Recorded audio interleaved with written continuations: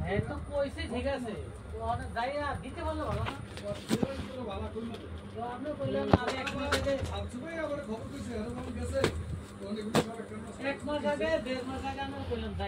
যাইবেন ভর্তা ভাড়া দিবেন যা খরচ করে দেবেন তাড়াতাড়ি লয়ে যান যারা যাইবে না হ্যাঁ তো যাই না যে যুগে সময় পান একটু যাইয়া